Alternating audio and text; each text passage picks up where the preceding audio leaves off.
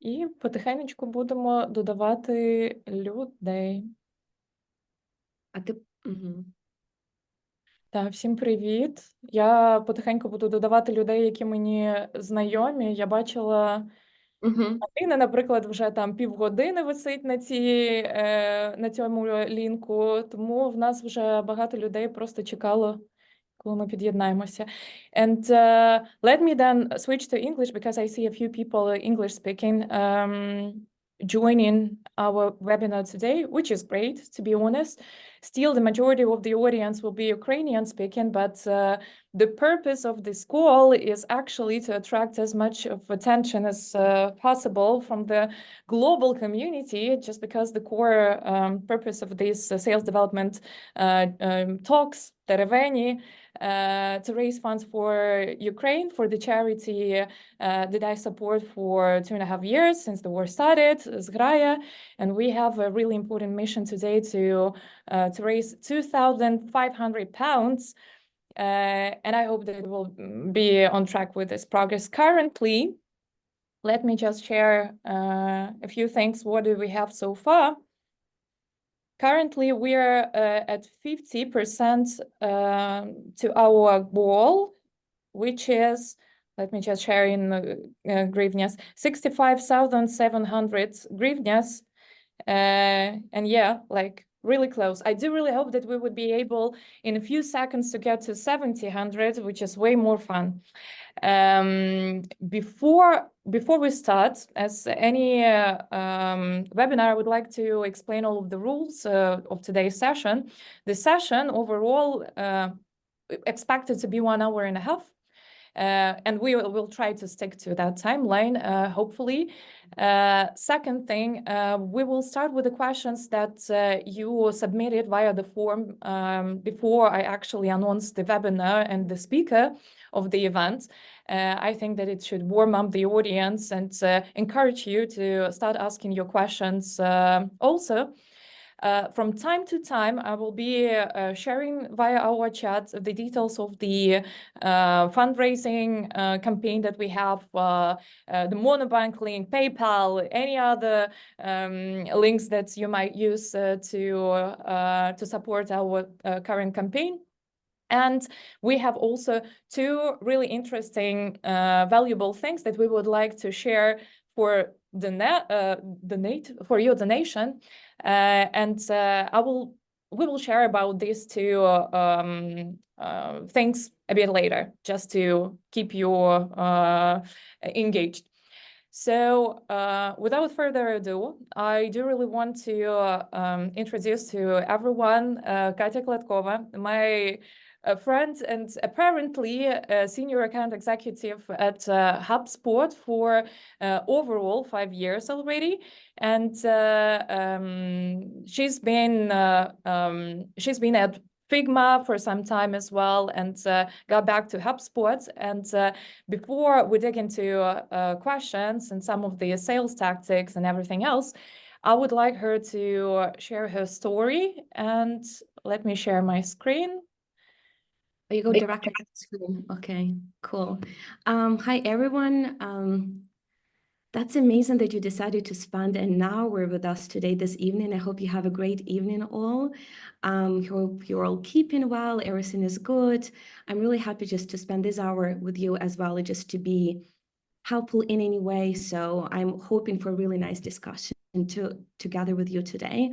I'm based in London. My story is I moved from Ukraine to Dublin, Ireland back in 2019. So I joined HubSpot for the first time back in 2019. I joined Central Eastern Europe team. We call it here CEE.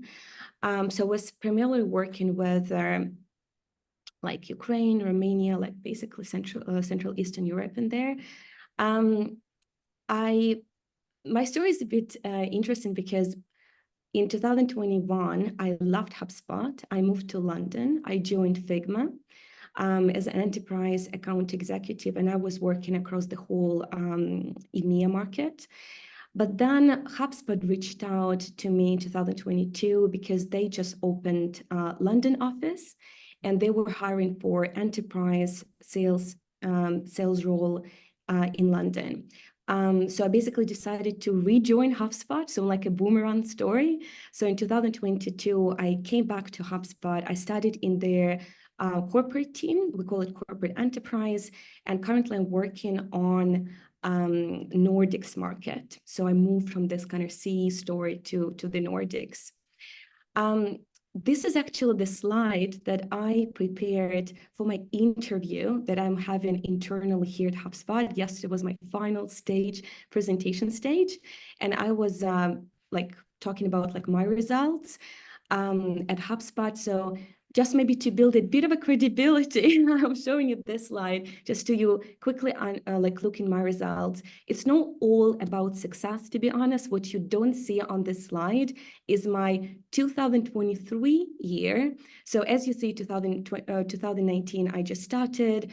So I was ramping. 2020 was a pretty good year for me. I qualified for Peak Lab mid-October. 2021 was really great as for everyone in SaaS back then. So 2021 was probably the hugest year in my career, and in a lot of people I'm talking to, that was a great year as well.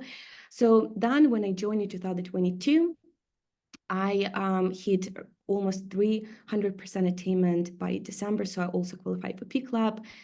And what you don't see here is 2023, which was extremely hard year for me. I remember that I started in January and I realized my pipeline is so weak. I'm in such a bad spot. I already knew in January that my year is going to be tough. So 2023, I finished on 70%. And in January, in February, I triggered PEEP. So basically, I had like 3 months to get back on track. It's a bit of a series on how things are working here at HubSpot. So you have a clear KPIs and metrics to hit. If you don't hit, then nobody cares about your previous successes, right? So hopefully in April, like in February, I started on PEEP. In April, I already successfully completed PEEP and even got my promotion from we call it like L to L3, so basically like a bit of a senior role within the org. So there, again, a lot of things happening in enterprise specifically. So in 2023, I didn't really land any large deals. It was like very small wins, like a lot of volume selling that I had, and that basically led to a really low performance. But the thing is, like, I knew in 2023 that there's going to be a bad year, and I kind of said, okay, so I know it's going to be a failure. How can I make sure next year is going to be better? So in 2023, maybe H2 that year, I already started working actively on to hit my number this year. So that's why 2024 I'm tracking really good, and hopefully it will keep this way. Right. So that's a bit of my story. And I will be interrupting the wrong way, but yeah, you just got used to that. For the majority of people on this call, I think that Peak Lab is something like the abbreviation that never faced with. So could you please elaborate a little bit more what Peak Lab is? Because it's quite a widespread term in the global companies, but we don't actually have it in Ukraine. Yeah, I will clarify. So what PEEP means is something you never want to hear in the company, but PEEP is performance improvement plan. So when you're tracking low on your number, they basically give you like 3 months to improve your performance. Otherwise, there is a risk of termination. At HubSpot, it's 3 months, but Peak Club, I mean like President Club, which is the other side of the. So PEEP, you don't want to hear about this. Presidents, you do want to hear about this. So Presidents, it's President's Club. It's basically a way to reward top performers on the team. So it's like a bonus payout so if you hit more than 125% of your target, you're qualified for President's Club. And the way HubSpot is rewarding the top performers, that we go on vacation. So in 2023, we went to Monaco for a week. This year, obviously, I was a bit of a failure. I missed this year Peak Club, but it was in Bahamas. So they went for 1 week in Bahamas. And the really beautiful thing about President's Club is that it's +1. So you can take your partner with you, your sister, your friend. So a lot of people say that this is the biggest part, so they can kind of share that success with their partner, with very close person. Usually there's around like 500 people. It's a like big party, obviously, for a couple of days. So that's what President's Club. And in SaaS, specifically, President's Club is a very common thing. Yeah. Is this only a vacation thing, or you can, I don't know, convert this and monetize it in a financial alternative?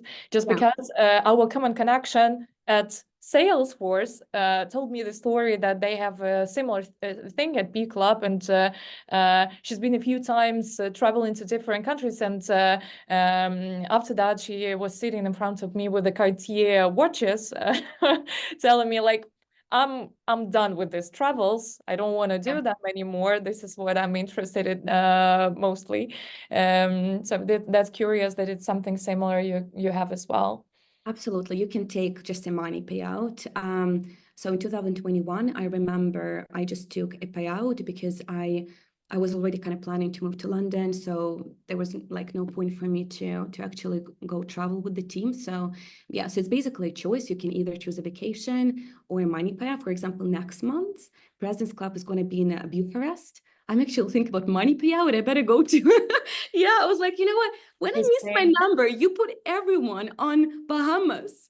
And then I'm tracking really nice. You're going to Bucharest. I was like, no, wait, not Bucharest. Wait. No, what's the Budapest? I'm sorry, Budapest. Like, I actually love Budapest, but I've been there so many times because I celebrated my every single birthday for like 5 years in Budapest. I just love that city. But I've been to the city so many times. So I was like, okay, maybe I'll just take a money kind of bonus and spend it. That's great. Let me stop sharing the screen and sharing our chat. I see like people keep on joining. I understand that first 12, 15 minutes more about a warm-up for us to have. Yeah, let me just stop sharing my screen. It's impossible. Yeah, and I will remind everyone, please, those who are already on this call, share the link with your dearest ones, with your colleagues, with your employees. As long as we have a lot of people joining us, the probability of us get more donations is rising, and that's the core purpose of today's call. And everyone who's already on this call, if you hear me and you listen to our talk, and the first part of introduction was interesting for you, please send 100 hryvnias just now using the Monobank link or the PayPal. The details will come shortly. And while I'm putting the message in our chat, I will ask Katya the first question that I'm really interested in, just because a few days ago we were discussing the majority of my career, everyone knows on this call, has been in the sales development side, like pipeline generation for salespeople to close. And I've always been curious to understand, like, is it that crucial, all of these qualification criteria and tactics, Sandler, MEDPIC, SPICE, and all of these things? And what are actual things corporate account executives use in order to move deals forward? Is this these methodologies that are documented and all of these books wrote about them, or is this something else that we call experience, I don't know, and gut feeling? I'm really curious for you to start elaborating on this topic. Dwells. So basically you're interested in like how we qualify deals or how we move forward. How you qualify deals. Yeah, you can start with the sales methodology that's used overall. I think that it would be interesting for everyone to know. But on the other side, like in order to move deal further down the pipeline, what would be the strategy that you're taking, and how do you qualify? And we can, touch a little bit about the sales tactics that you use as well with the prospects that you told me previously. Yeah, perfect. So how do I qualify deals? So obviously we work together with our BDRs here. So here in HubSpot, everyone does prospecting. So even me, I actually do I do work as a full cycle sales rep, but we also have BDRs. So when we have a deal in Magic is what we use for qualification. I feel like Magic, there are two benefits of it. So for me, I love this framework because it helped me to identify red flags early and really try to kind of control the process. But like, what am I missing that I actually need to find out more? So that's benefiting me. But primarily, Magic is something leaders want, because for the leaders, if you follow the Magic qualification, it helps your leader, your manager, to forecast the deal accurately, right? So Magic is like very well known. So if you're going even through interview for a sales role, just say Magic. Everyone loves this word. Everyone loves this abbreviation. Another thing is sales methodology. So in HubSpot, we used to adopt Sandler. So when I was selling back in 2021, it was really Sandler heavy, and I really loved this sales methodology. So Sandler is all about how to dig deeper, identify the pain, consequences, how to even negotiate like things up from contracts, negative reverse, something that we talk a little bit more in detail. Those are my favorite tactics I use all the time, especially negative reverse or upfront contract. And then right now, we're moving to a different sales methodology. It's called Slide Shot. Like two guys from Edinburgh, Scotland, they gave us a really great, good presentation. And I feel like HubSpot might have chosen them. I don't know exactly. I know that we were exploring other methodologies as well. So Sandler is the one I know real well, but you can talk about like solution selling, like challenger selling. That's all the same thing. It's all like, okay, how do you qualify the pain? It's just basically different type of framework that they are given. Slide Shot is also like, it's fairly interesting. If you can just curious Google Slide Shot. I just do remember those two Scottish guys who are actually like, there's only two of them, and I feel like it's so absolutely amazing if those two guys, like business partners, selling their framework to somebody like HubSpot. I was like, that's amazing business to run. I was like, I was really feeling proud for them. Anyway, so we're all like HubSpot constantly chasing new things, new tactics, constantly like updating the playbook. So it's never something one thing. So they're trying to kind of educate reps on different angles, different perspectives, so we kind of feel more, can depends on the situation, we can kind of find what is the best approach. What I'm using in my sales, in my sales process a lot, especially enterprise deals, is what we call joint evaluation plans. So basically, that's like a framework, next steps that you agree with your champion to use. So let's say I have a champion in an organization. I have this kind of Excel spreadsheet. It's very used, but there are tools on the market like Awkward. I believe the only thing they do is like joint evaluation plan in the cloud, but spreadsheet in Google also works very well. So you kind of define with your champion what should be the steps, and who are the people from their end, from my end, needs to be involved.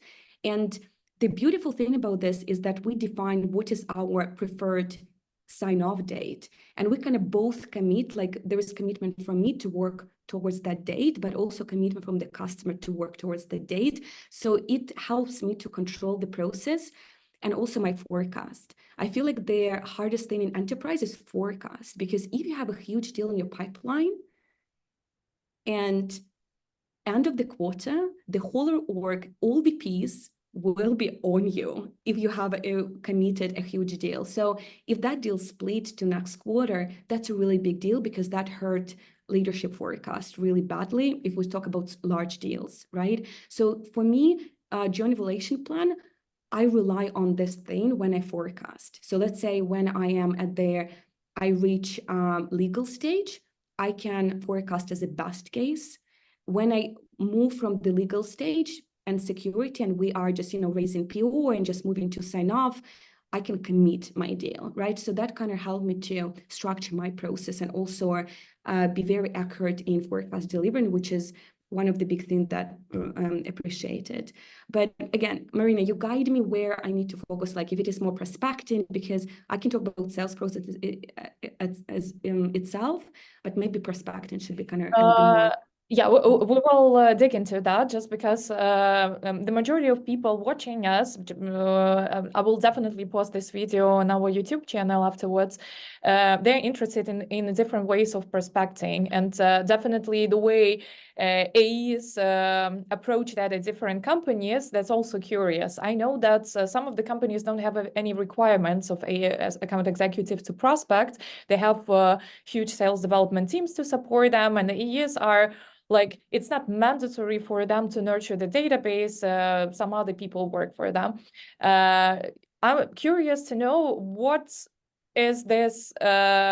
Is this actually work in HubSpot as well? Is this the necessity to prospect yourself is a requirement for this role as well?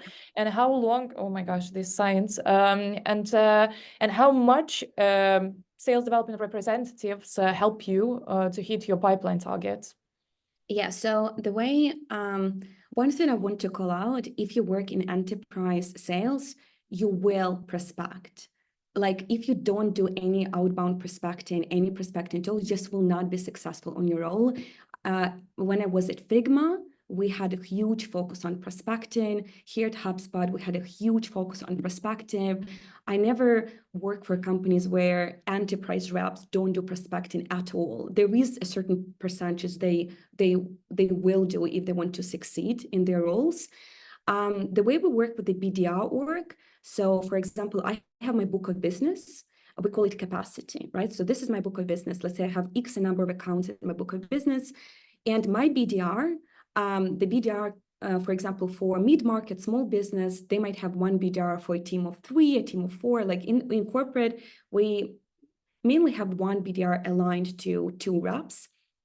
And my BDR will work my book of business. My BDR will follow up on intent.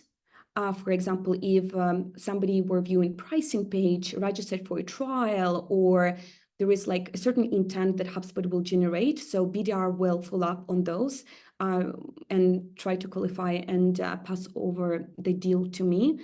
But also, I'm the one who is following up on QLs, right? So if there is like a demo request or contact us or like service QL, any type of QL, I'm the one who will follow up on those. So BDRs are more on high intent, not QL type of things, right? Also, we in enterprise have a very strategic kind of relationship with BDR. So we would define top accounts. I will call them my target accounts, and I will work very closely with my BDR on this. So I will help my BDR with the messaging, like what personas to target. So basically, first thing I will say, look, can you map contacts in HubSpot CRM, right? So when it is done, I will look into the contacts, and there are tools to bring information into CRM, like lead IQ, stuff like this from LinkedIn. But basically, you map their contacts, and then I will help my BDR. I will literally write script on what can you say on the call, on the cold call, how you can position HubSpot via email or stuff like this, because I realize I have way more expertise because I talk to those customers daily. I'm closing deals with businesses, right? So BDR just don't have the business acumen to really get there, get through the door quicker, right? So I'm helping my BDR, but I rely on my BDR to do the volume thing. So these are the messages, these are people you go after, and I just rely and trust he will do the volume. He will cold call, he will write emails, LinkedIn, all of this. And the way we have an agreement with BDRs, when they create a deal, I don't care about qualification, but this is my thing, right? So I say to my BDR, don't qualify. If they want to talk to us, just pass over the deal to me, right? Because I realize how hard this job is.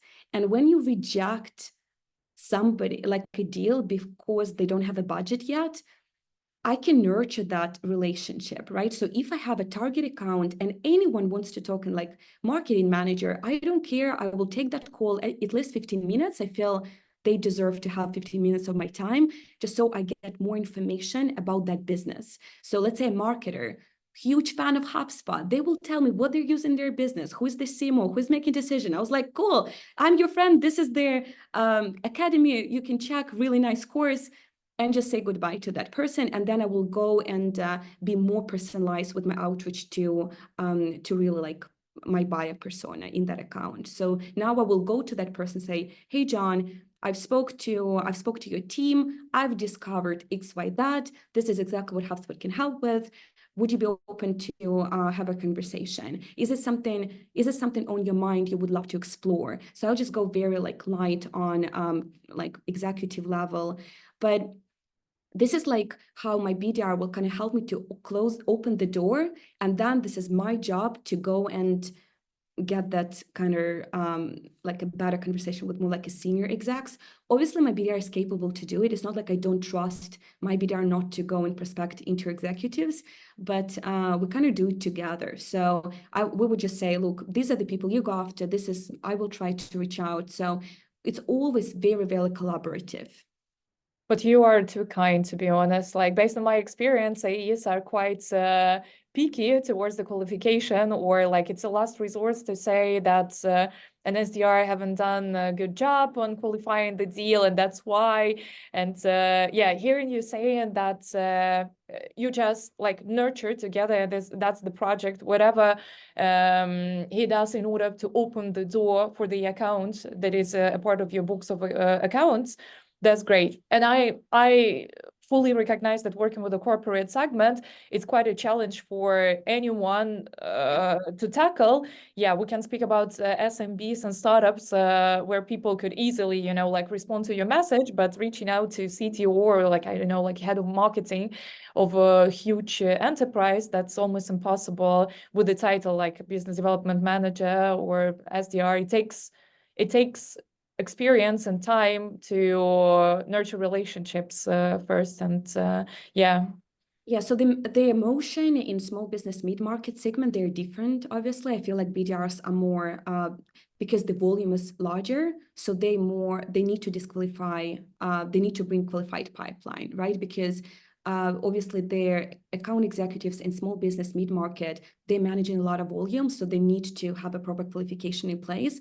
But if my pipeline isn't that big, so it's not like my calendar is booked out like 2 weeks in advance, like I can find 15 minutes if somebody from my target account wants to talk to me, right? So, and also I find like too nice, it's also a bit tricky, right? Because when you go too nice, the risk that your BDR will be kind of a bit of a laid back, like relax. I was like, oh, she will take any meeting. I don't really care. I'll just whatever. But we have clear expectations. So we set clear expectations. So we have our upfront contract, how we're working together. So obviously, I'm here, I'm supporting him and understand like how hard this job for him and how hard this job just to really open the door. And I feel like in enterprise, this is the hardest thing to secure a really nice meeting in a really nice account. Like while the way we approach is like we have kind of trust. So I trust him, he will do the job, but he won't have too much pressure from me, right? So we kind of have this trust between another, and that helps us to build that relationship that I can rely on him. I know he will do the job, and in return, I will basically want to help him be successful in his role as well. So I feel like maybe some other corporates, they have different way, different motion, but that's kind of what's working for me. Great answer. And before we step into my favorite topic with regards to sales tactics, because I was really inspired by the conversation we had about them, and that I can, these are things that I can leverage easily in the conversation and between my peers and, like anywhere cross-functionally, I would like to ask you the question that was raised in our chat from Nick. Nick, please, if another 500 hryvnias, and that would be amazing. You can ask another question more specific to your job. That's also the opportunity of everyone who joined us live. Anyone who has any specific scenario-based question that you would like to discuss or brainstorm with Katya just now, you're allowed to do that. But please, donate 200, 300 hryvnias, whatever you want to, because the primary goal of us speaking today is raising funds for the charity. So Nick is asking, how do you approach engaging prospects in the pipeline? How does marketing and other departments help you? Just to specify, Nick, do you speak about segmentation and prioritization or something else? And while he is typing, he can elaborate himself. Nick, hi. Yeah, I can Hi, say it in live. I'm speaking about opportunities that you have an existing one that may be in, I don't know, in nurture position, or maybe after, I don't know, discovery call and they put a post and something like this. So how to engage them and maybe use the help of other departments as well. Yeah, exactly. So, when so let's say I have a deal and they're not ready to do it now, like timing is bad or things like this. So what I do, I close loss the deal. So I'm not dragging deal for months over months. So I will close loss the deal. But it's a really good point, Nick, about engagement. So HubSpot will send me a lot of notifications, even email notifications, if something is happening in that account. So for example, if that account went to the pricing page, I will get a notification. Or if for example, if that company research HubSpot on other platforms, type of intent signal, right? So I get those notifications in my inbox. Other departments, we have chat managers. So if they go and chat about something, they will send me like a QL. And it's a really cool thing that I will go into their, so in HubSpot, basically, we have kind of one platform for sales and service, right? So imagine like chat, they can even Slack me, Katya, I'm in chat with this person. I saw this is your target account. I will go on a contact record and I will see the chat live, what they're asking. So if I have a phone number, I will just give a call and say, look, you're asking the question in chat. I'm just calling you to give you a quick answer. That is something that impressed them, to be honest, because we have this kind of very close collaboration cross department. And if somebody asking pricing question in chat, I want to immediately. So I was like, yeah, do Slack me or things like this. Another thing that HubSpot has a tool, like a Chrome extension, right? So if somebody opens your email, there are other tools on the market. If somebody opens your email, viewed your something, so you will get like a Chrome even notification, right? But HubSpot is gathering a lot of signals and just pass those signals one signal I would love to have if HubSpot would say, hey, Katya, this company has a new CMO or new head of sales. I don't have it. Like, can somebody please make it happen? Like, there should be a way, connect LinkedIn, whatever. But it would be amazing because I do have like a LinkedIn list, which I built like manually, but basically if someone worked for a company who is a HubSpot customer, and that person is changing the job, like entering a role in a new company, I can track this in LinkedIn and I would reach out immediately because those champions are amazing. So they was like, yeah, I just started this company, they're using Salesforce. I'm thinking to look into HubSpot for this role as well. So this is something that I just built manual, spend like maybe 5 hours clicking, but that is helping really well to kind of get those warm prospects. Just for me to clarify, and thanks a lot, Nikita, for 500 hryvnias additionally to everything that you donated so far. Do you use your internal signal intent solution, or is this something like out of the box, like 6 Sense is super popular and everyone utilize this or it's something local? Oh, well, guys, now I will start selling you HubSpot because we have it out of the box. Yay! Yeah, it's all out of the box. We use some data enrichment tools, obviously, like maybe we actually bought Clearbit. Yeah, it's all local. So Yeah, by the way, Clearbit, yeah. You bought a few years ago already, come on. Yeah, I just don't, yeah, exactly. So Clearbit is already there is a huge update about Clearbit. It's going to be on inbound in September. We're just waiting for it. But we do have other databases like Zoom Info we're using, but those intent signals, that's something that HubSpot itself as a technology can do. Yeah, that's cool. For some reason, I've worked for a year with HubSpot and we haven't built anything like that. The signal that I've used at HubSpot, and by the way, team, if anyone uses HubSpot, have you tried signals? The only one I've used is the page views on the website. So I scored all of the inbound leads like signups and demo requests via the if they were on our website and if they any time interacted with any page on our website, how long, how many views, and all of that, that would score probability of me reaching out to them more through. It's just only one of the factors that influence the decision. But anyway. So website, it's also one part of the signal is digital, like web presence, like your website.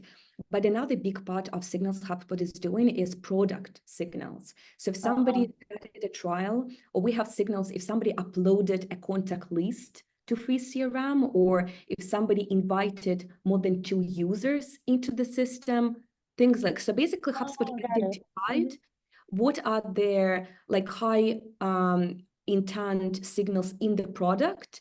So when they're doing those in the product, I also get signals, right? So product and website, they're kind of working together. Marketing as well, if they register for events, obviously, or if they viewed the academy course on HubSpot Academy. So we really try to kind of track the customer journey, where they are now, and is this a good time? So product and web, they kind of work together.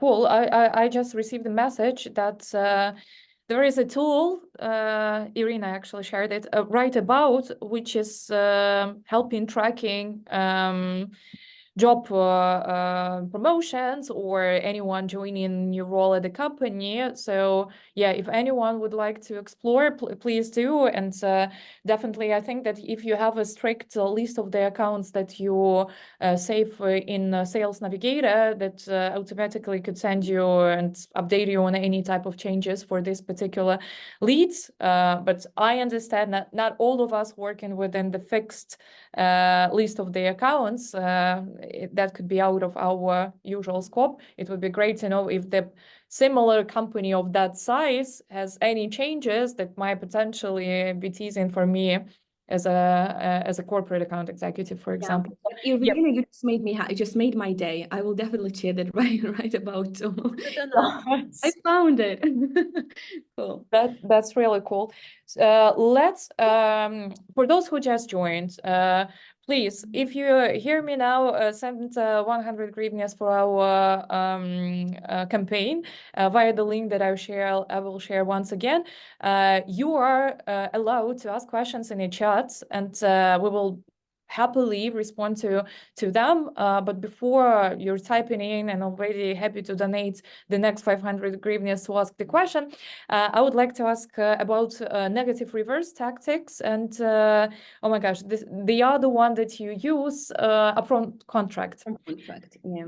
Yeah, that was something that made my week, just because I leverage upfront contract, but it completely in a different way that you uncovered the potential of this technique. So probably let's start with upfront contract while you negotiating with anyone within your deal pipeline. How do you use this tactic? What it is about, and why do you think it's powerful? Yeah, I feel like upfront contract just So first of all, I start my every meeting with upfront contract just to bring clarity why we're here and what is our, like what we're hoping to kind of accomplish during this call. So when, for example, I run qualification, let's say first call, I would just start like, look, thank you for your time. We have 30 minutes. Do you still have 30 minutes? And they would say yes. It's important because sometimes like, oh, I need to run. I have 4, but I was like, no. You said you have 30 minutes. Now you're going to stay with me. So basically just say 30 minutes. Are you still fine with the time? Do we have this? Like, yeah, I have 30 minutes. So good. And then I proceed, look, we're here together just to whatever, just what was their agenda set. But the part I love the most is when I go into, look, after this call, I'm hoping we can make a decision whether it's something that you would love to explore further or not. And you will be honest with me to say what you really think. If we decide that this is something you want to explore further, my biggest concern is that we won't have time to actually set a next step. So just to make sure that we have like 5 minutes in the end, just to discuss what will be their best next step. So that will kind of set the expectation that we have a call. After the call, I will ask, okay, is it something you want to explore further? If yes, there should be a next step, right? So this will kind of disqualify people who's like, I'm just browsing, I'm just curious. There was like, no, it's not a good time. So you kind of remove that from your pipeline immediately. You're just not really chasing that prospect with your emails. So how about now? What about demo? I actually forgot. Next step is demo. Let's jump on a demo. So you kind of move that because you have, okay, so the best next step based on my experience is like we have a more deeper conversation with your sales team or marketing team for me to better understand your needs and stuff like this. So we kind of have this plan agreed. So upfront contract on every call, it kind of help you to set expectations. So this call is will go as planned.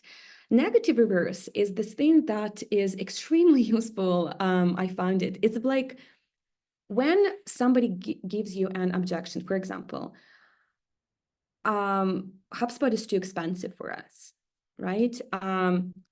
What would you say? You would probably, but HubSpot brings such a value. Like, look at the demo, you loved it, and all of these features you wanted to have, and all of these goals we can achieve. So you gotta go into pitching mode when you hear the objection, or like defense mode, or try to challenge the prospect. Negative reverse is very easy technique when you just say, yeah, I agree. If the pricing is the only point you have in your consideration, then HubSpot won't be a good fit. HubSpot is not the cheapest technology on the market.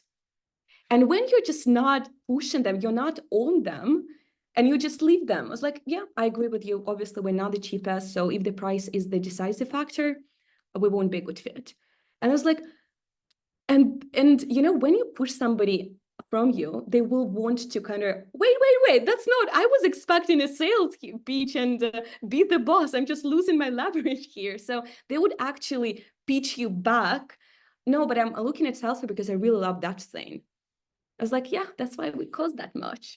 No, but like in a more professional way, right? But basically you kind of, you do not persuade people. So when you have an objection, instead of persuasion and like, because instead of persuasion, just take a step back. So negative reverse will help you to take a step back, and then that will open the customer even more. So you will really understand what resonates with them the most, why you're still talking, like what he really wants from you. That will kind of open up more, because he will kind of have this feeling like he's losing you at all, like this solution and so on. So these are like 2 main techniques I learned when I was trained for Sandler back in 2020, and I still use it. I loved your example with the lifetime vendor. Like if someone says, yeah, like please share this, because recently we were discussing this with Ira, just because Ira in quite a niche oil and gas industry where you like,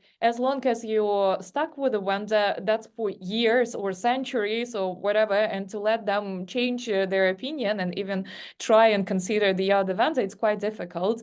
And I was just sharing your observation that might actually potentially uncover some of the pain points and, you know, like like weaknesses that the software actually has, so they could keep on trying to convert them, and yeah, just share this, please. So let me remember what we discussed. But I just see Nick's comment. Josh Like, Brown. yeah, we're not for everyone. Don't ever say this to your customer, right? Because it sounds insulting. I actually heard Rap saying, but HubSpot is not for everyone. That's really bad to say. I mean, I would be hurt. Like, what? Like, it's a bit insulting me. Like, I was like, I'm actually really cool, trust me. But, but this is, or like most of the reps that I see, like in my career, and I was, as a team lead, I was coaching reps, it's, you never go defensive because we're not for everyone. That's a defensive kind of technique, right? So, but most of the people, maybe you also saw it in your career, they will just go into pitching mode, right? Yeah, but the price is this because blah, blah, blah, or because our value proposition, because our engineers are the best in the world and outsource, or things like this. So they will still go into kind of pitching mode. So, and when you do this, customers on a kind of powerful position there, and you kind of have this parent-child relationship when they just guide this conversation. Not you are guiding, but they are guiding this conversation. Anyway, regarding what we discussed, Marina, with you. Lifetime vendor. I just don't want to name the competitors, but I just prefer to say lifetime vendor. Yeah. How you challenge some of the prospects with this idea? Yeah, okay. So we were discussing when I was doing cold calls, right? So let's say I'm calling to someone and like HubSpot is like, oh, HubSpot, no, we're not interested. I was like, yeah, no problem. Like, I'm just curious, what are you using right now? And they would say Salesforce. I was like, okay, so is Salesforce your forever CRM? And I was like, no. I was like, so what might happen that you will consider looking at other options? So this actually, like, when somebody say, let's say you have a competitor, like leader on the market, like Salesforce. Obviously, everyone knows them, everyone uses them. Most of my point of contacts, they never explored HubSpot. They build their career on Salesforce, right? So obviously, when I'm talking about new technology, that's risky for them. It's an unfamiliar technology. But when I say this, when I ask this question, like, so this is your forever CRM, this kind of brings a bit of a concern. It's like, yeah, that's actually the only thing I know. So this is where the conversation starts. And when they open up, it's like, what could happen that you would actually be open to look at other alternatives? And this is where they start talking about pains they're having at Salesforce, right? So instead of pitching them, yes, Salesforce is good, how happy you are, I'm happy you're happy with Salesforce, bye. Or like, I'm just really curious on, so first of all, my cold calls is a conversation. If they don't want to talk to me, it's fine. I will just go further. But when you're not on a pitching mode, you're very relaxed, having your coffee, like, hi, Katya from HubSpot. Like, they just, you're not in a rush. I was like, look, we've never spoken before. I'm just curious if you have like a few minutes. I explain why I'm calling. I don't have like, do you have 30 seconds? I'm like, no, I don't do it. I know it's very popular on LinkedIn. I was like, I feel it's weird. It's very salesy, but it's like, look, we've never spoken before. I can explain, like, would you mind if I explain why I'm calling? And people usually just, you ask for their permission and they'll just, yeah, go ahead. So it just like, you ask for their permission. So you kind of feel relaxed that you have time, they will listen to you. And this is where you kind of run this conversation. So this is how I run every single phone call. If I do cold, because naturally when somebody calls you, one thing you want to, who are you, why you're calling, right? So that's why when I'm calling, I exactly kind of, if somebody calls me from UK numbers, like, okay, who are you? What company? What? So I was like, so that's why my prospect is kind of in the same position. So look, we've never spoken before. So I just address this straight away. You don't try to remember HubSpot, Katya, whatever. And then would you mind explain why I'm calling? I don't know, maybe Nordics people are very nice. They love giving permission. So there's like, yeah, of course. But in Central Eastern Europe, when I was calling, it was basically that way. Do you have any prospecting activities, I don't know, limit for a day, how many calls you should have? Because, and please share, you recently told me, why do you use calls more actively than any other sales channel. Yeah. And it actually works for you for the corporate segment, which is great to hear, to be honest. Yeah. I am extremely lazy with my emails, like all of the sequences stuff. No, I just lazy with my emails. So I do calls. And when, for example, I know this prospect needs a bit of a more nurturing, like emails is like, go to my BDR, I was like, can you do it for me? Like, because he's very like consistent. I was like, okay, well, the emails will be sent in beautiful collabs. And I was like, no, for me, it's just easier to give a call because I strongly believe if that person is really not interested, is very out of their responsibility or like of their priorities, they won't open your email or answer your email as well. So just get to that quick no and just move forward. Why would you send those 10 emails? And also, like when I send an email, when I know I need to send an email, I can spend an hour writing that email. I was like, okay, I need that personalization. I need something really cool. I was like, I looked at their website, look at their LinkedIn, read their posts, and I spent an hour. In 90 cases, nobody even open and read my email. So like, I just spent an hour. I could call 10 people. So it's all about like speed. I feel like cold calling just a greater speed. And when you have this mindset that I'm calling, just I'm counting the no's, I'm not counting the yes. So how many no's I will get? I heard this something like from my manager a couple of years ago, and this really helped me. Then I'm not afraid to hear the no. No is fine. Okay, I move forward. But this kind of helped me to get up to speed quicker. And also in the Nordics, if you guys might work on this market, they have phone numbers on their website. Like literally on the website, go to their corporate team or directors, they will have email and website. It's so easy to call enterprise Nordics accounts because they're very open with their contact data. Maybe there are different DACH, obviously there is a different thing, but if I have a phone number, the first thing I will do is I will try to call. If I don't have a phone number in my CRM, I will call company and try to connect and ask them to connect me. If this doesn't work, yeah, then I just, okay, my BDR, can you send a few emails there? So that's basically how that kind of BDR cooperation also works really well. Just to clarify, in Nordic, you are connected straight away with the person you want to speak with, or the gatekeepers and voicemails is also a huge thing over there, but still helpful. Yeah, you know what? I feel like just to give you a bit of a background, my first job, my ever first job, it will sound terrible, I know, but it was such a crazy cold calling, selling tickets on like football events, Formula One.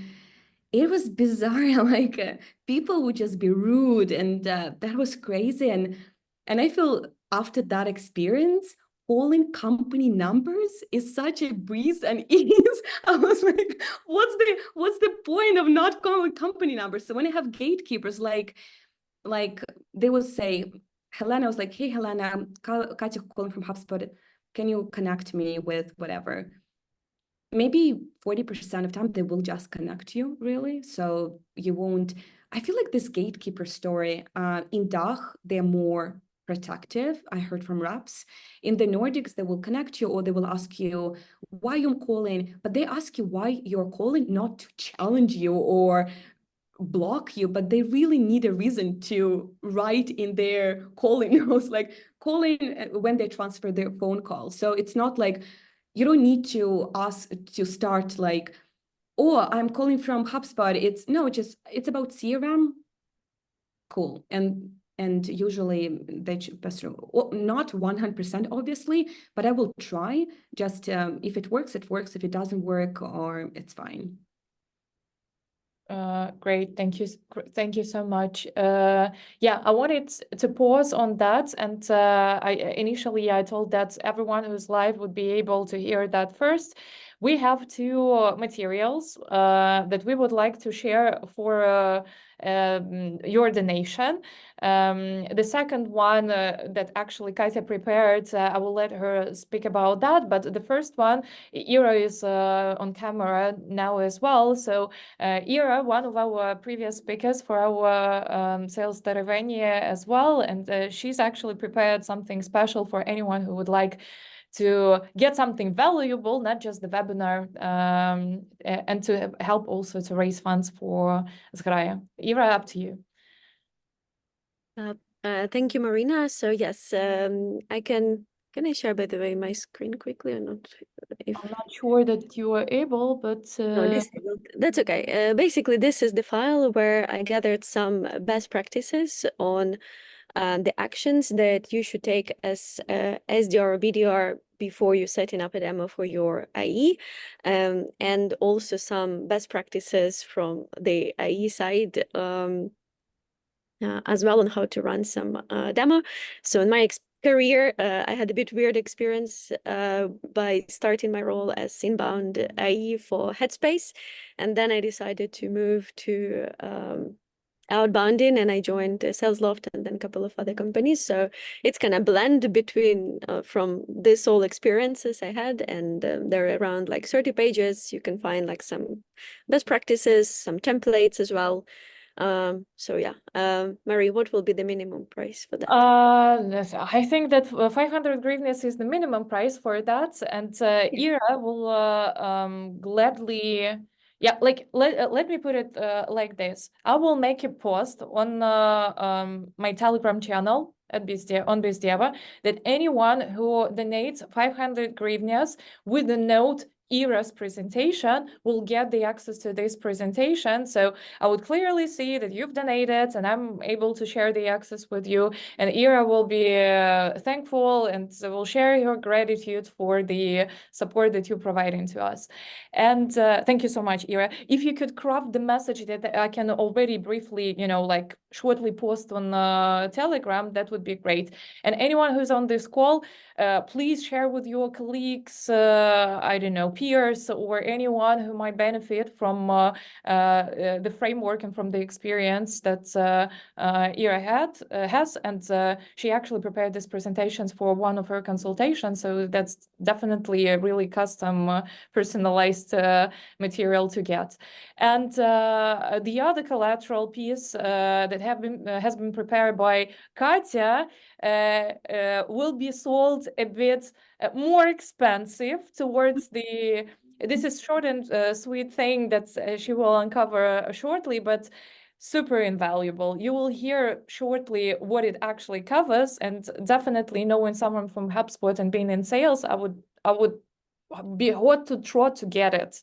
So the price for Katya's collateral piece would be 1,000 hryvnias.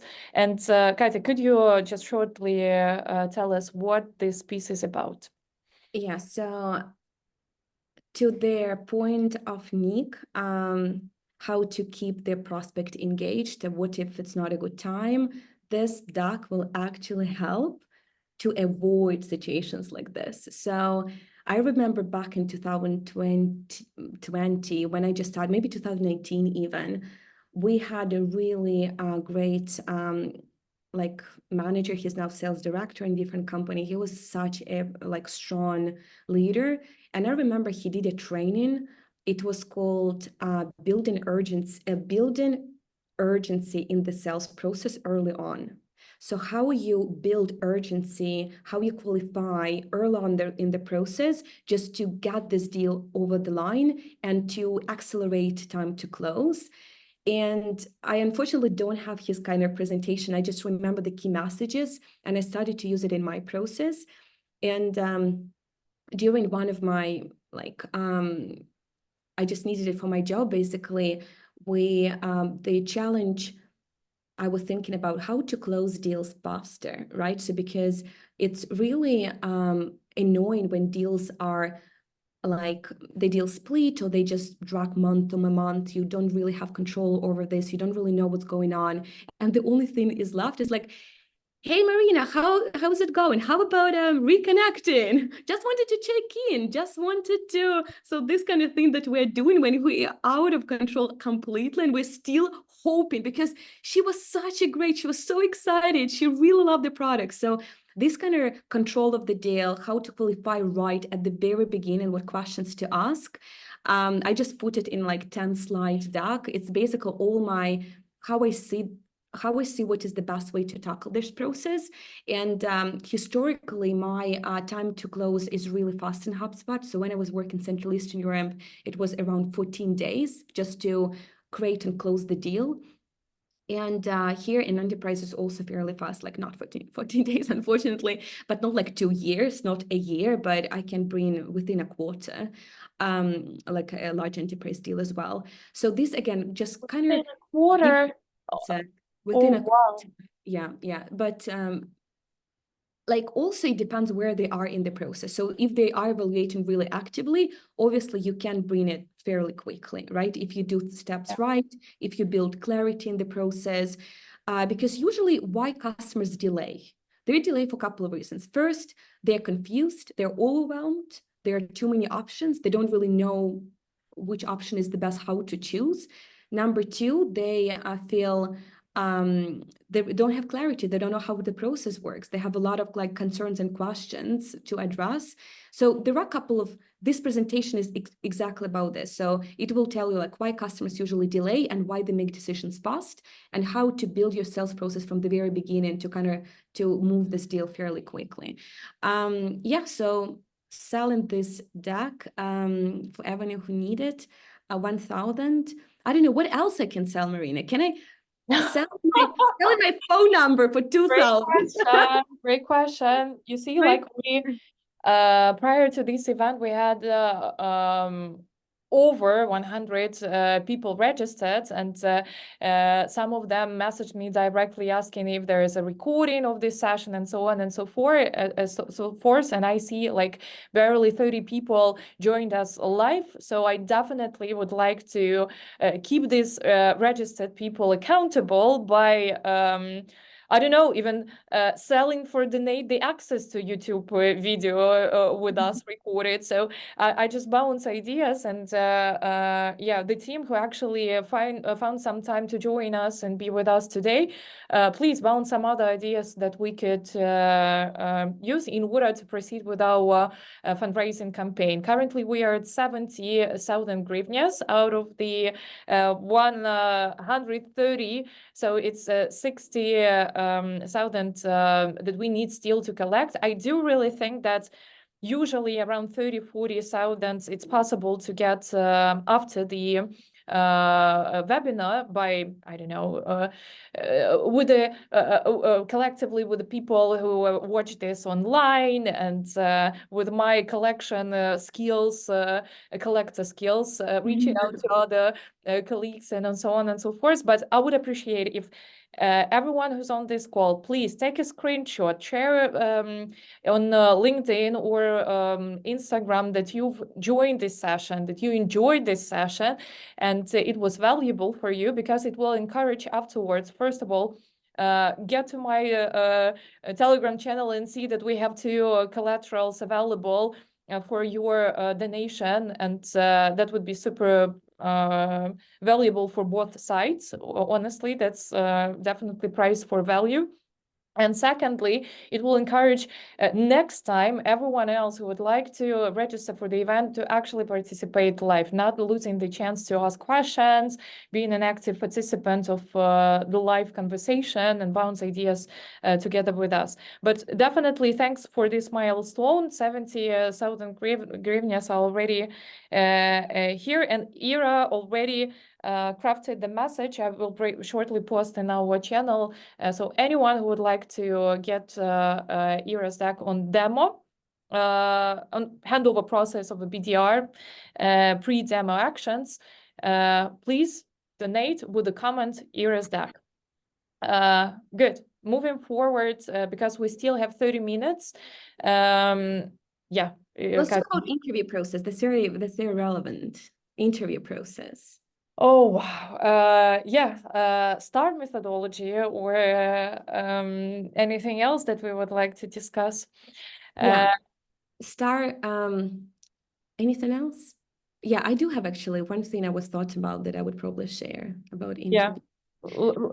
just do that. Yeah. Regarding STAR, so I feel like when I was interviewing people for HubSpot, like when I was on my team lead role, like even in 2020, STAR method is like, it's kind of complicated. So if you feel you can't really master that STAR, it's kind of confusing for you. Just use PAR method, problem, action, result. It's just easier to have the structure. So during the interviews, when you think about your experience, projects you've done, or wins you have, or everything, just think about this problem. Why did you do that? What have you solved for? How this actually like became like relevant. So what was the problem?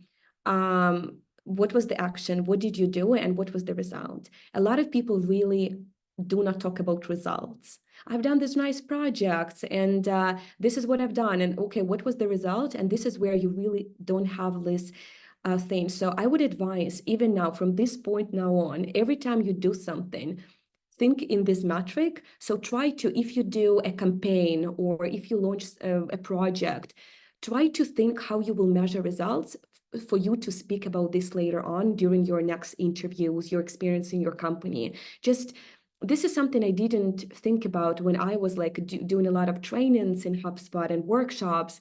And during my interview, they were asking about result. And I was like, I didn't really know. It was really cool. The feedback was amazing. And I was like, I don't really measure results. And that was really upset. It was like, I didn't think about this way. So this is kind of advice if you are doing something meaningful, just really put results, think about results, how you will measure it, how you will collect that feedback. Another thing about STAR, is it STAR? Yeah, so STAR, forget about this. PAR is the same thing.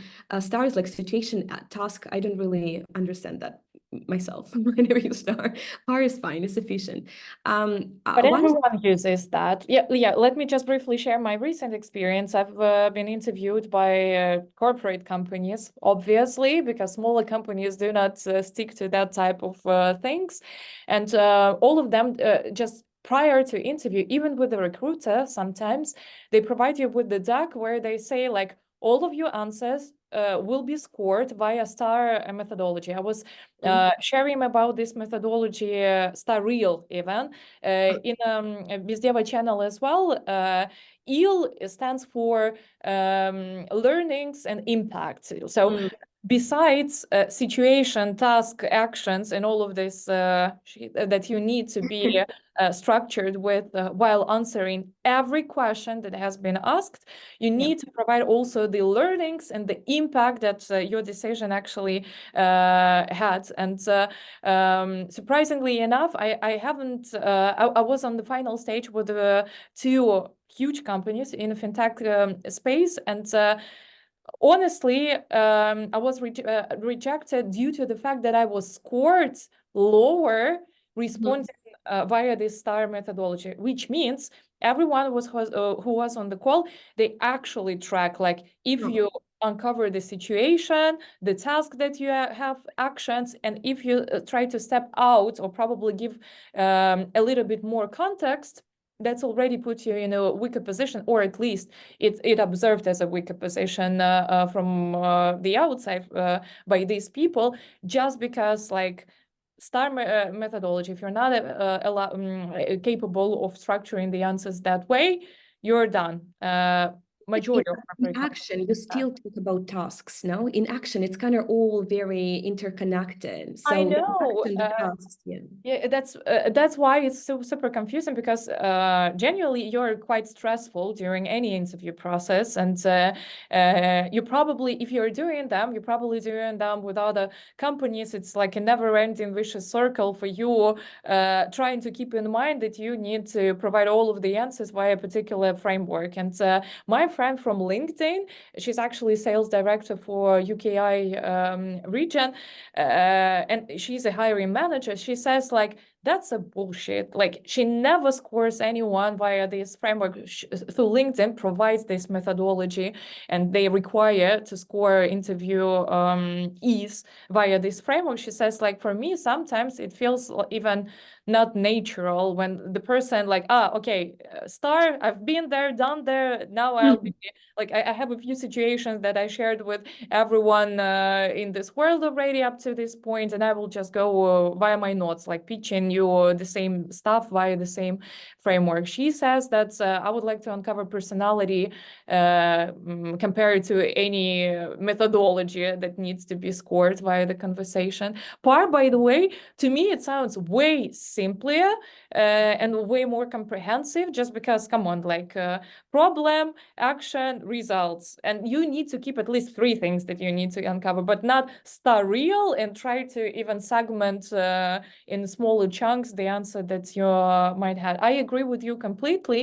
And I'm just curious to try out PAR instead of STAR, if anyone would notice.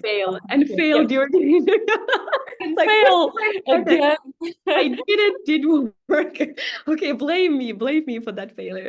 One thing I wanted to share with you, like I usually I'm a person, like I reflect a lot if something didn't happen that I wanted to happen. It's like, okay, what could I do differently? So when you're going through interviews, usually you have multiple stages and you meet different people, right? So let's say you have like 5 stages, 4 stages, some companies 8 stages. And during those, you have different people. Every time you have a chance to ask questions at the end, really use that time smartly. Like, think about questions you can ask that specific person, write down those answers. So when you have the final interview with the senior role, you can bring up what you've discovered throughout the interview. So for example, when the final role is like a presentation, you can say, look, my presentation, I have a focus. I've discovered this is a priority we want to focus on. I spoke to Nick, he mentioned this. This will really show you in a great light, because your listening skills, that you actually listened to people, understood what they wanted from the role from you, and you kind of present at the final stage very, very strong. And it was an interview, HubSpot manager interview a month ago that I didn't get. My presentation was really weak. So my first interview was amazing. And every time I was at the interview and they was like, okay, so what's your questions? I was like, what's my questions? I was like, I don't know. So I really didn't have a list of nice questions to ask. And it was so embarrassing. I was like, no, I really care about this role. I have many questions. I just very confused what to answer, like all of this. I was so lost because I don't really have good questions to ask. And that was such a miss, because when I had like the final presentation stage, I thought like I could have done that so much better if I gathered all of that insights and context, because people would share with you. And I could do it stronger. Another thing, which is not very common in Ukraine specifically, recruiters in companies are interested in helping you get in this role. Leverage recruiters. So after every interview stage, put a time in their calendar to sync and ask, what was the feedback from the interviewers? They will share with you. It's like they would just it won't be something big to ask. It's like so my recruiters are genuinely surprised when they interview somebody from Eastern Europe and they never ask for feedback after every stage. And they was like, why wouldn't they reach out?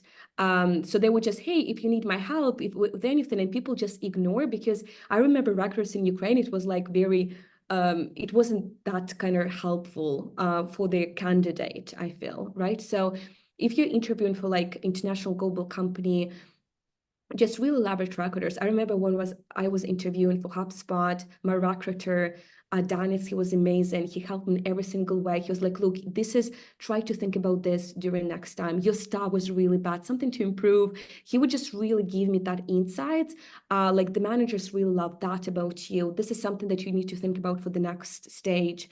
When I was interviewing for Figma, the same way, the recruiter was amazing. Corner, he was guiding me through every single stage, being super helpful. So just remember that recruiter is your resource. They want you to get a job. They want to get paid. That's their KPI. So if they feel you are strong, their KPI is to close the deal. So they will be helping you. Thanks for sharing this. That's for sure. You said that you never failed an interview for some reason. What do you think? What led you to get hired and, you know, be loved by your hiring managers?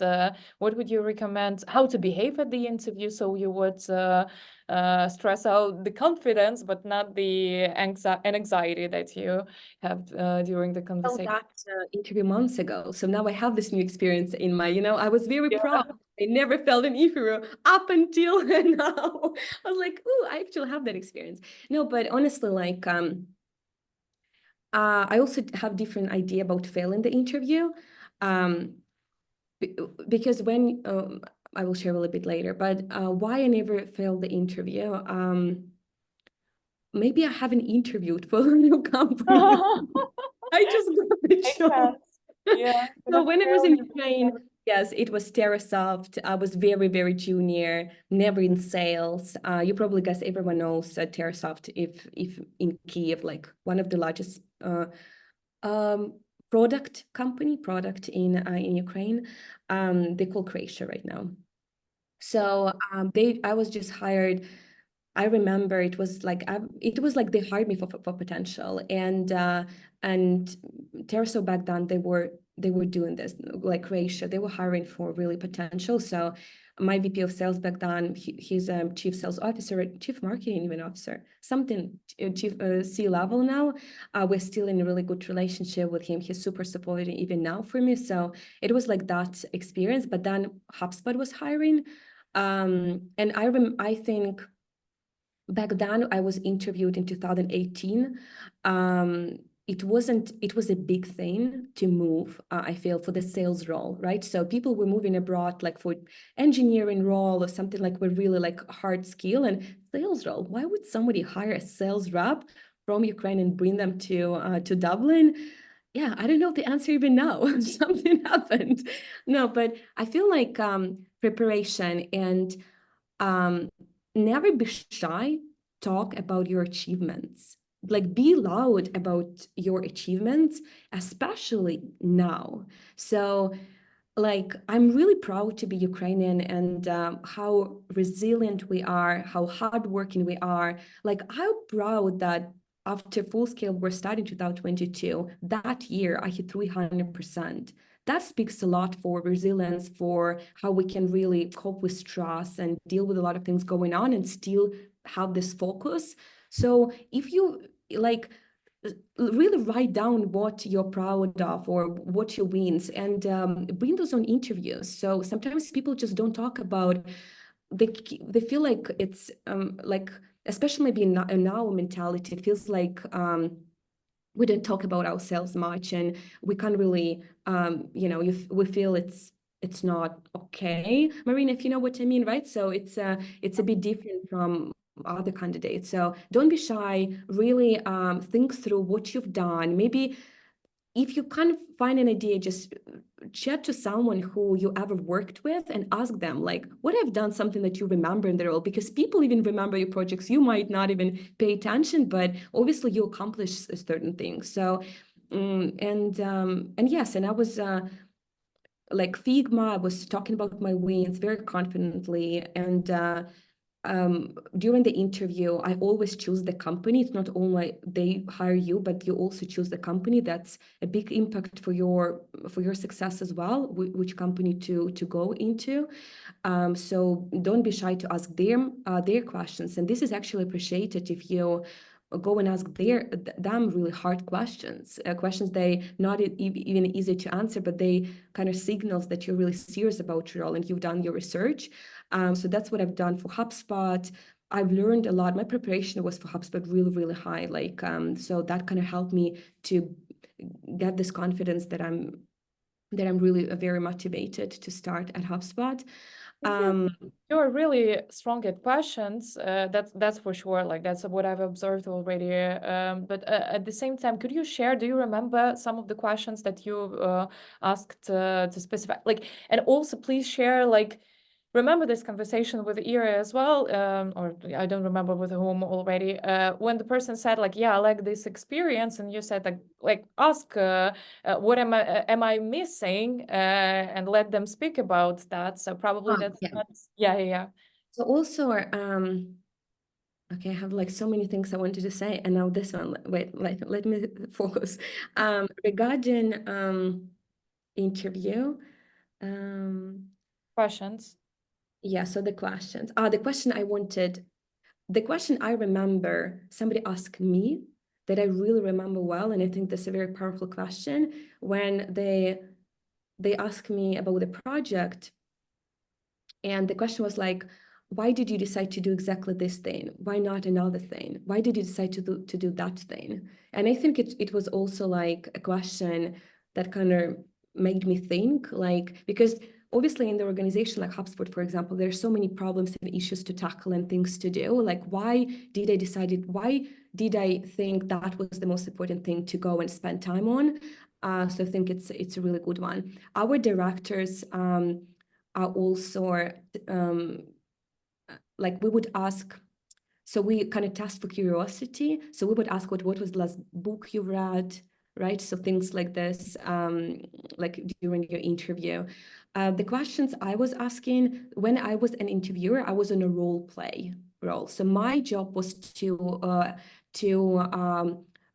test for coachability, and it's really unique for HubSpot, and it's really good, like unique kind of thing how they're doing this. So during your interview for a sales role, BDR role, you have a role play. So you're given information like what is expected from you, so you can really take some and prepare. So we do like a customer call, for example, right? So I'm your customer, you're trying to position the solution and talk about solution. The expectation is never pitch or how you sell. This is not what HubSpot wants. On a role play, I would give you feedback after this first role play, and I was like, I really love this part about how you said this. I would dig a little bit more. Or I remember my manager, when he interviewed me for HubSpot in 2018, he said, just go a bit negative. You're too positive. Just go a bit negative, like, and I was like, because I was like, HubSpot will reach your goals. And he was like, try to be a bit negative. And he was like, let's try another one and just try to be a bit negative. So we are trying to test on how you're receiving feedback and how you act on your feedback. So basically he was like, I give you 10 minutes, prepare, just give you time to kind of collect your thoughts. Yeah, reflect. And he was like, everything is good. Just try to be a bit more negative. And that was like, do you remember? Like, I'm just trying to think like how to be a little bit negative. Okay, being negative, I realize how to do that, but a bit negative. What did he mean with that?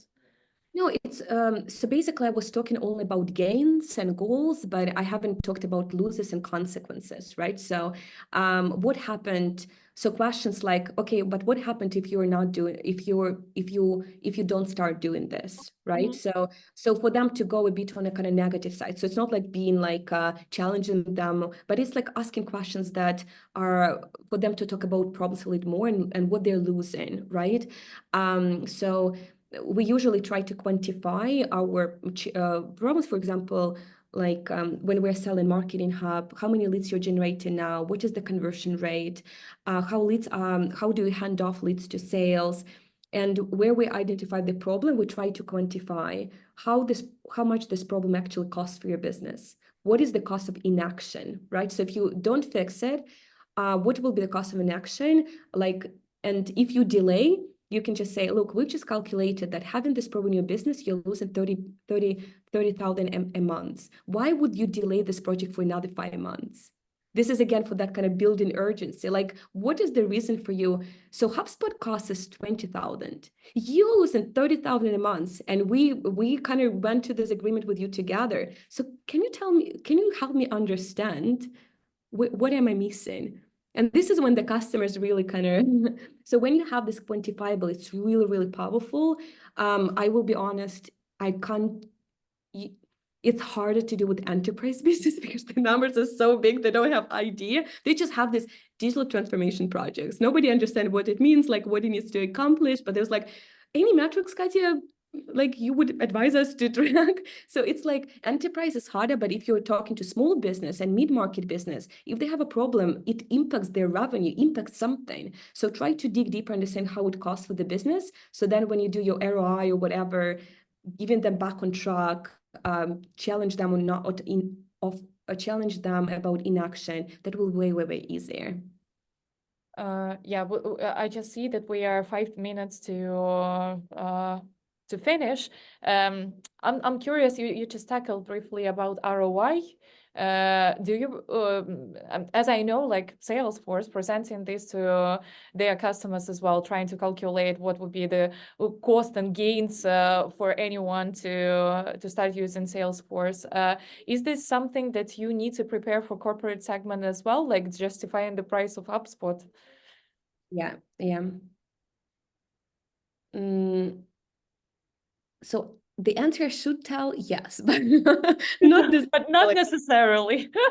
No, usually when we are already in the process, business like there is already like in enterprise business, they have a project, they already have like deliverables there, and it's more about presenting why our solution is more cost effective than a competitor, for example, right? What is like 3-year cost comparing, like it's more about like really think through all the cost that will be associated with this project, like why HubSpot and Salesforce, what cost for the whole project in 3 years. With HubSpot, the whole 3-year total contract value of HubSpot. So it's all really drill into those costs and maintenances and things, but it's not about like ROI. I remember a funny story from when I was selling to mid-market in Central Eastern Europe. There was a company in Ukraine I was selling to, and I was talking to a commercial director. And he was like, can you present like ROI or something for me just to justify the number? I need to go to the CEO.